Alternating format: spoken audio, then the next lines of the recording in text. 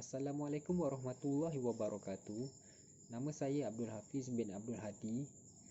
Nombor pendaftaran 23 DLS 18F1034 daripada Diploma Pengurusan Logistik dan Rangkaian Bekalan. Saya telah menjalankan latihan industri selama 4 bulan setengah di Jabatan Kastam Diraja Malaysia KLIA. Pembentangan ini dimulakan dengan pengenalan mengenai latihan industri. Latihan industri merupakan satu syarat yang diwajibkan ke atas setiap pelajar politeknik nilai sebelum layak untuk mendapat penganugerahan CJ Diploma daripada Kementerian Pengajian Tinggi Malaysia. Latihan industri juga merupakan satu cabang bidang ilmu yang memberi peluang kepada pelajar untuk mengaplikasikan proses pembelajaran semasa sesi di dalam bilik kuliah ke dalam alam pekerjaan. Tempoh untuk saya menjalani latihan industri adalah selama 4 bulan setengah, iaitu bermula daripada 1 Mac 2021 sehingga 16 Julai 2021. Seterusnya ialah latar belakang organisasi untuk Jabatan Kastam Diraja Malaysia. Jabatan Kastam Diraja Malaysia adalah salah sebuah jabatan kerajaan di bawah Kementerian Kewangan Malaysia. Ia berfungsi sebagai pemungut cukai import dan eksport negara. Pengurusan tertinggi Jabatan Kastam Diraja Malaysia diketahui oleh Ketua Pengarah Jabatan Kastam dan dibantu oleh 3 orang timbalannya. Yang pertama ialah Timbalan Ketua Pengarah Kastam bahagian penguatkuasaan dan pematuhan. Yang kedua adalah Timbalan Pengarah Kastam bahagian pekastaman. Dan yang ketiga ialah Timbalan Ketua Pengarah Kastam bahagian khidmat pengurusan sumber manusia. Untuk pengetahuan, Jabatan Kastam Diraja Malaysia juga terbagi pada beberapa bahagian utama. Ini bertujuan untuk menjaga keselamatan negara dan kesejahteraan rakyat. Antara bahagiannya ialah bahagian pekastaman dan cukai dalam negeri, bahagian perkhidmatan teknik dan bahagian penguasaan dan pematuhan. Misi Jabatan Kastam Diraja Malaysia pula ialah untuk memungut hasil negara dan memberi fasilitasi perdagangan melalui penguatkuasaan dan pematuhan undang-undang bagi memacu pertumbuhan ekonomi, memelihara keselamatan negara dan kesejahteraan rakyat. Manakala visi Jabatan Kastam pula telah diubah. Sebelum ini visi Jabatan Kastam adalah Kastam Peneraju Kemakmuran Negara, tapi yang terbaru ia telah diubah kepada Perkhidmatan Kastam Bertaraf Dunia. Berdasarkan apa yang telah saya pelajari semasa menjalani latihan industri seksyen perolehan ini, perolehan terbagi pada 2 bahagian, iaitu bahagian perkhidmatan dan bahagian bekalan.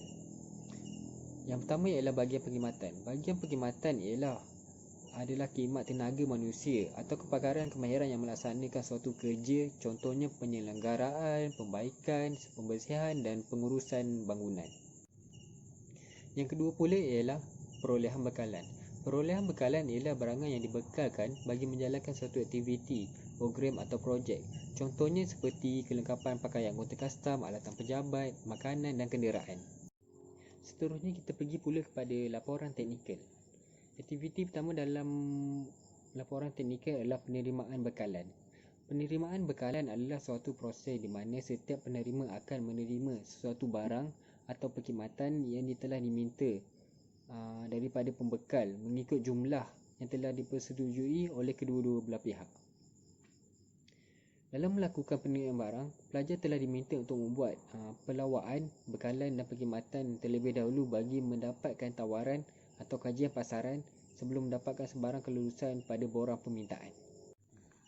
Aktiviti yang kedua pula ialah permohonan bekalan.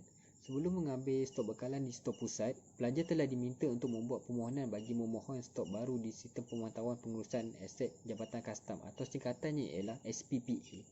Setelah permohonan diluluskan oleh pegawai kastam yang bertugas di stok pusat, barulah pelajar serta anggota kastam yang telah diberikan tugas ini akan pergi ke stok pusat untuk mengambil stok bekalan yang telah diluluskan. Antara stok bekalan yang sering kali dimohon adalah aksesori anggota kastam, cokin, tudung dan kasut kulit untuk perempuan serta lelaki. Aktiviti yang ketiga pula ialah merekod stok. Pelajar telah diberikan tugas untuk merekod setiap aktiviti keluar dan masuk stok bekalan yang ada di dalam stok utama dan stok aksesori. Antara objektif utama merekod stok ini adalah bertujuan untuk mengetahui kedudukan stok simpanan, memastikan bilangan serta fizikal stok yang setepat dan mengawal para stok. Selain itu, setiap stok hendaklah direkodkan dalam tempoh 2 minggu dari tarikh pengesahan penerimaan.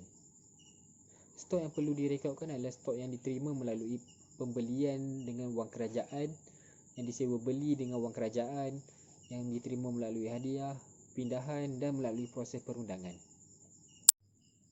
Okey, seterusnya kita pergi kepada kesimpulan.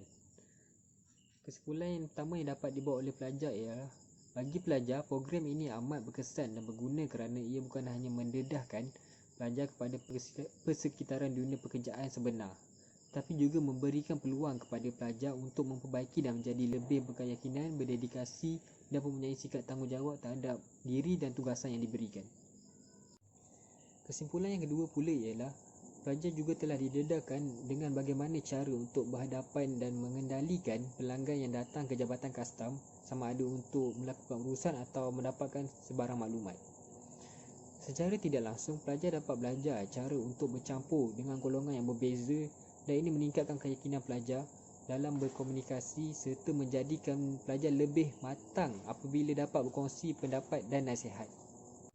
Kesimpulan yang ketiga pula ialah, latihan industri ini adalah satu perkara yang penting kerana ia dapat melatih untuk meningkatkan kemahiran pelajar, meningkatkan pengetahuan, malah dapat melatih pelajar untuk sentiasa yakin untuk berhadapan dengan orang lain dan sentiasa yakin terhadap diri sendiri dalam apa jua perkara yang dilakukan.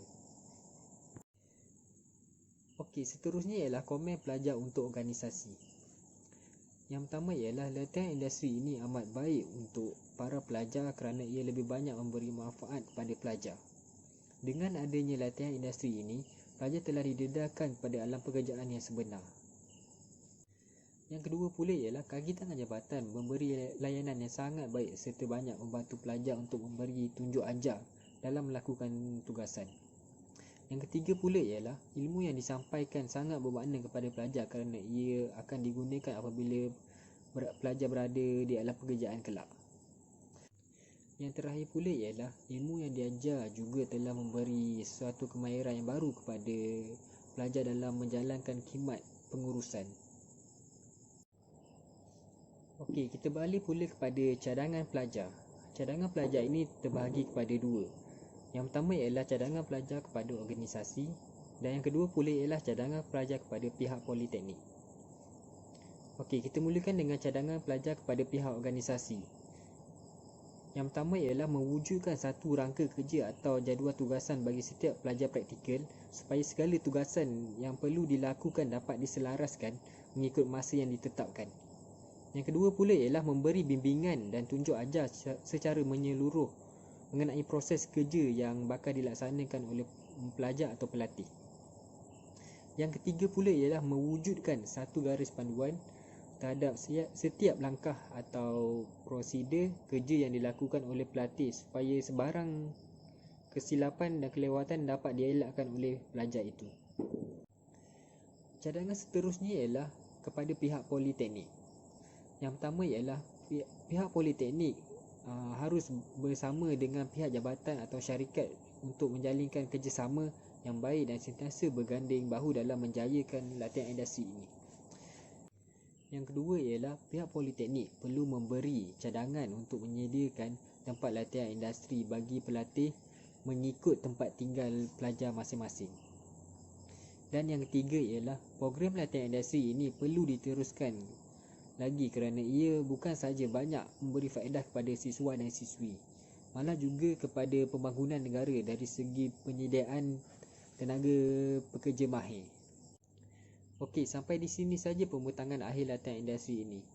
Pelajar ingin memohon maaf sekiranya ada tergores hati mana-mana pihak, sama ada pihak organisasi ataupun pihak politeknik. Dan ucapan terima kasih diucapkan kepada pihak Jabatan Kastam Diraja Malaysia kerana telah memberi peluang kepada pelajar untuk menjalankan latihan industri ini. Sekian, terima kasih.